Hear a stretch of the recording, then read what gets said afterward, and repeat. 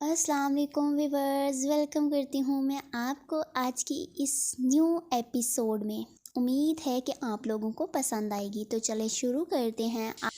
انابیہ کو جب لگا کہ آج عریشہ اور وریشہ کو آنے میں کافی دیر ہو گئی ہے تو وہ اپنی چادر پہن کر باہر جانے ہی لگی تھی کہ دروازہ بجنے کی آواز آئی تو وہ دروازہ کھولنے بڑھ گئی۔ عریشہ، اتنی دیر کر دی آنے میں، پتہ بھی ہے تمہیں میں کتنی پریشان ہو گئی تھی، اور یہ وریشہ کیوں رو رہی ہے؟ بتاؤ بھی اب۔ انابیہ نے ان کے پیچھے کھڑے دانی اور میسم کو نظر انداز کرتے ہوئے پوچھا، کیونکہ اسے لگ رہا تھا کہ میسم اپنے پیسے لینے آیا ہے۔ اوف اپیا، اندر تو آنے دو، عریشہ نے جھنجھلاتے ہوئے کہا۔ اچھا آؤ اندر۔ آپ کہاں آ رہے ہیں؟ کل تو اپنے پیسے لے کر بھاگنے والی بات کا اتنا برا منایا جیسے میں مفت میں سامان منگوا رہی تھی، اور آج پیسے لینے پہنچ گئے۔ واہ بھئی واہ! خیر یہیں رکیے، میں پیسے لا رہی ہوں آپ کے۔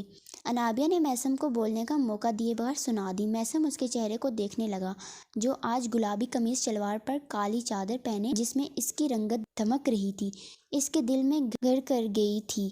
لیکن اس کی یہ پیسے لینے والی بات نے اسے سچ میں تپا دیا تھا۔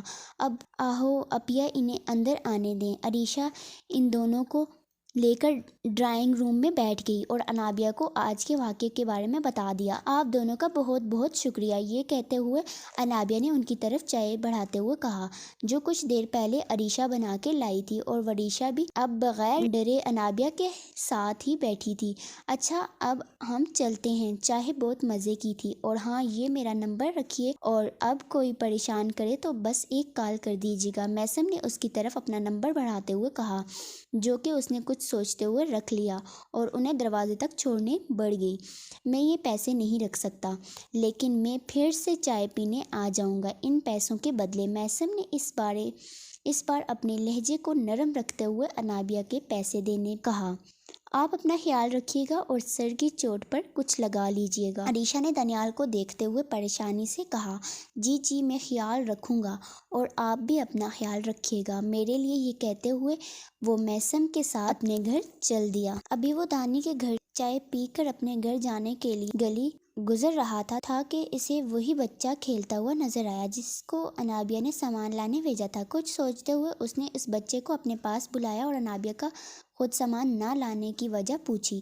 وہ صاحب کسی کو بتانا نہیں، یہاں پر قریب میں گلی کے کونے پر ایک ہی دکان ہے، اور جب انابیہ باجی کچھ دن پہلے وہاں سامان لینے گئی تھی تو اس دکان والے نے ان کا ہاتھ پکڑ کر ان کے ساتھ بدتمیزی کی تھی، تو وہ بغیر کچھ لیے گھر واپس آ گئی۔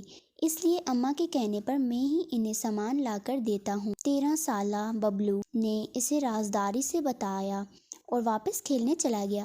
یہ سب سن کر میسم نے اپنی مٹھیاں بھینجی اور کل پھر انابیہ کے گھر جانے کا طے کر کے اپنی گاڑی میں بیٹھ کر روانہ ہو گیا۔ اپیا، آپ نے میسم بھائی کو دیکھا؟ کیا پرسنالٹی ہے ان کی! اور دانی بھائی کا ڈولے شولے دیکھے؟ انہوں نے عریشہ کا ہاتھ پکڑنے والے کی اتنی دھلائی کی تھی۔ وریشہ نے ان دونوں سے متاثر ہوتے ہوئے انابیہ کو بتایا، جو سب کاموں سے فارغ ہو کر ان دونوں بہنوں کے ساتھ بیٹھی تھی۔ ہاں ویسے بندے دونوں کمال کے ہیں، عریشہ نے بھی اس کی تاکید کی۔ چلو تم دونوں سونے لیٹو، کل پیپر ہے تمہارا۔ میرا تو بالکل دل نہیں مان رہا، پر تم دونوں کا جانا بھی ضروری ہے۔ انابیہ نے یہ کہتے ہوئے کمرے کی لائٹ بجھا دی اور ان دونوں کے ساتھ اپنے مشترکہ بیڈ پر لیٹ گئی۔ یہ ان کی امی ابو کا کمرہ تھا، اور ان کے ساتھ والے کمرے میں وہ تینوں اپنی امی کی وفات سے پہلے رہتی تھی۔ سامنے کھلا صحن تھا جہاں سے آسمان صاف دکھتا تھا۔ صحن کی دائیں جانب باورچی خانہ اور بائیں جانب والا کمرہ ڈرائنگ روم کے لیے استعمال ہوتا تھا۔ یہ ریحان صاحب کا بنایا ہوا محبتوں کا آشیانہ تھا، جو ان کی بیٹیوں کے لیے جنت سے کم نہ تھا۔ آدھی رات کو ابھی ان تینوں کو سوئے ہوئے چند ہی گھنٹے ہوئے تھے کہ باہر سے کسی کے کودنے کی آواز آئی۔ ایسا لگ رہا تھا جیسے کوئی صحن میں کودا ہو۔ انابیہ، جس کی نیند کافی کچی تھی، چونک کر اٹھ گئی اور ڈر کر عریشہ اور وریشہ کو بھی جگا دیا۔ اس کی عادت تھی کہ وہ کمرے کی کنڈی لگا کر سوتی تھی۔ باہر سے اب کسی کے چلنے کی بھی آواز آ رہی تھی، شاید وہ لوگ دو تھے۔ وریشہ اور انابیہ کی رنگت ڈر کے مارے زرد پڑتی۔ عریشہ نے انابیہ سے موبائل لے کر تائی کا نمبر ملایا، جو 2-3 کال کے بعد کسی نے نہیں اٹھایا۔ اب اسے جو بھی کرنا تھا جلدی کرنا تھا، اس لیے اس نے اب کی بار میسم کو کال کی، جو اس نے 2-3 بیل کے بعد اٹھا لی۔ ہیلو جی کون؟ اسپیکر سے میسم کی نیند میں ڈوبی ہوئی آواز گونجی۔ میسم بائی، میں عریشہ، ہمارے صحن میں کوئی کودا ہے اور اب تو باہر سے کسی کے بولنے کی بھی آواز آ رہی ہے، لیکن ہمارے کمرے کا دروازہ بند ہے، آپ پلیز جلدی آ جائیں۔ یہی سنتے ہی اس کی نیند بھگ سے اڑی اور وہ اسی حلیے میں اپنی گاڑی کی طرف بڑھ گیا۔ سنو، تم کمرے کی کھڑکی اور دروازہ ٹھیک سے بند کر لو، اور انابیہ اور وریشا کا بھی دھیان رکھنا، کال کٹ مت کرنا، میں بس پہنچ رہا ہوں۔ یہ کہتے ہوئے وہ اپنی گاڑی میں بیٹھ گیا۔ گاڑی چلاتے ہوئے وہ دانی کا نمبر بھی ڈائل کر رہا تھا، مگر اس کا موبائل بند جا رہا تھا۔ اس کا دل بہت تیزی سے دھڑک رہا تھا، اس کا بس نہیں چل رہا تھا کہ اڑ کر وہاں پہنچ جائے۔ یہی سوچتے ہوئے اس نے گاڑی کی سپیڈ مزید بڑھا دی۔ عریشہ کب تک آئیں گے وہ؟ انابیہ نے وریشا کو اپنے ساتھ لگائے ہوئے سرگوشی میں پوچھا، کیونکہ باہر آواز جاتی تو ان لوگوں کو ان کے جاگنے کا علم ہو جاتا۔ اپیا آ رہے ہیں وہ، دیکھیے، وہ اجنبی ہو کر آدھی رات کو ہماری مدد کرنے آ رہے ہیں، مگر تائی امی جو ہماری اپنی ہیں، انہوں نے تو ہماری کال اٹھانا تک گوارا نہ کیا۔ عریشہ افسردہ لہجے میں بولی، ابھی کچھ ہی دیر ہوئی تھی کہ کسی آدمی کے نشے میں دوسرے کو لاک توڑنے کی ہدایت دینے کی آواز آئی۔ یہی سن کر 3 بہنیں جڑ کر بیٹھ گئی اور میسم کی جلدی آنے کی دعا کرنے لگی۔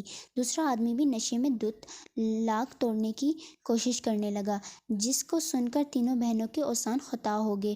میسم جو گاڑی چلا رہا تھا، لاک توڑنے کی آواز سن کر 30 منٹ کا راستہ 20 منٹ میں طے کر کے پہنچا اور ان کے گھر کا دروازہ چابی سے کھولنے لگا، جو کہ انابیہ کے بتانے پر اس نے گلدان میں سے اٹھائی تھی۔ اندر داخل ہوتے ہی اس کی نظر نشے میں دھت ان دونوں لڑکوں پر پڑی، جس کو اس نے آج صبح ہی مار کر بھگایا تھا۔ کمرے کا لاک ان دونوں نے توڑ دیا تھا، جسے دیکھتے ہوئے وہ ان دونوں کو گھسیٹ کر مارنے لگا۔ یہ سوچ ہی اسے ہلا دینے والی تھی کہ اگر اسے دیر ہو جاتی تو اس کے بعد کیا ہوتا۔ اتنے میں تینوں بہنیں میسم کو دیکھ کمرے سے باہر آ گئی، جس نے ان دونوں لڑکوں کو مار مار کر آدھا کر دیا تھا اور اب ان کو ریشہ سے منگائی ہوئی رسیوں سے باندھ رہا تھا۔ آپ لوگ اندر جا کر بے فکر ہو کر سو جائیں، میں ہوں یہاں، صبح تک ان لوگوں کو بھی اپنے دوست کے حوالے کر دوں گا جو یہاں کا ایس پی ہے۔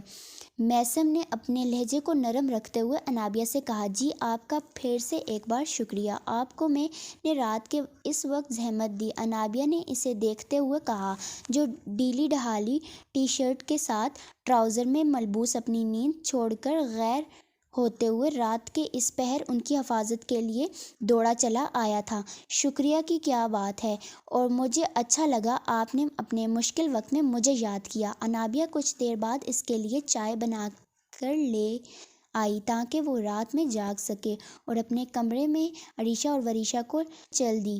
اس سے چائے لیتے ہوئے میسم کے چہرے پر اتنی پریشانی کے بعد بھی مسکراہٹ نے جگہ لے لی۔ چائے پیتے ہوئے وہ وہیں رکھی کرسی پر بیٹھ گیا اور ساری رات یہی سوچتے ہوئے گزار دی کہ وہ کیوں انابیہ کے لیے اس قدر فکر مند تھا، جس پر اس کے دل سے صرف ایک ہی جواب آیا، محبت۔ تیرے عشق نے بخشی ہے یہ سوغات مسلسل، تیرا ذکر تیری بات مسلسل، میں محبت میں اس مقام پہ ہوں جہاں میری ذات میں رہتی ہے تیری ذات مسلسل۔ صبح کا سورج طلوع ہوا تو چڑیوں کی چہچہاہٹ اور روشنی سے اس کی آنکھ کھل گئی۔